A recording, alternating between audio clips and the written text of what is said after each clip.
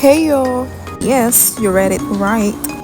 Kami ay magpapa-eyelash extension ni Modrocels. Before we go out, I put sunscreen on my face. This is my fave kasi napaka-lightweight niya. Sa sobrang lightweight niya, feeling ko nga wala na akong mukha eh. Cherries. Kidding aside, it can cover all my blemishes. Feeling ko nga naka-concealer na ako and naka-foundation, but the reality, it's just a sunscreen. O diba, ang ganda niya sa face. Next na agad ang eyebrow. Super bet ko to kasi bigay to ng jowa ko eh.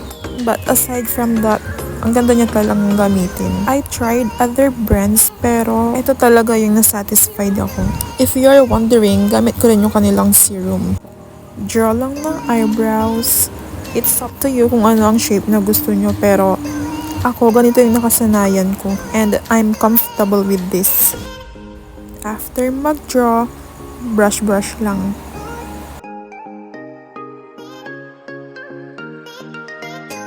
I think kulang pa kaya nag-add ulit ako. Tapos, feel ko lang yung nasa loob.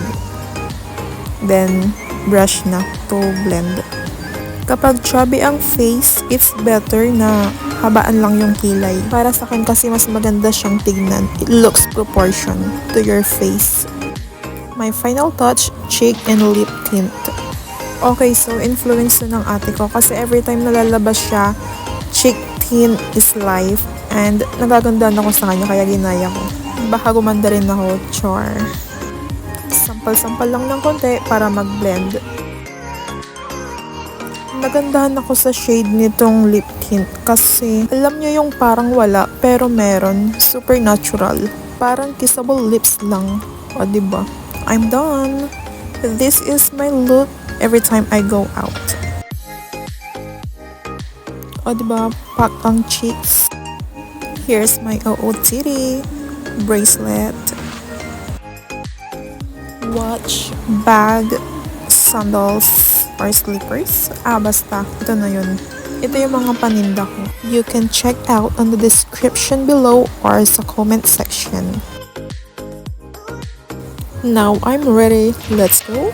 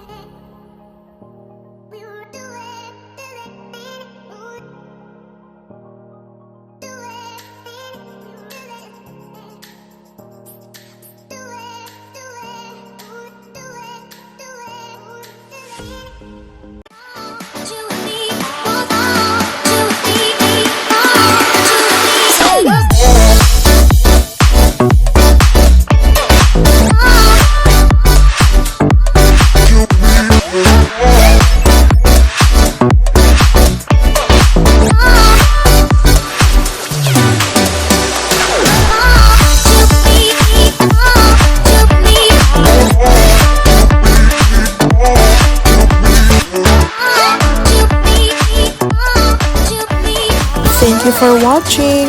Love ya.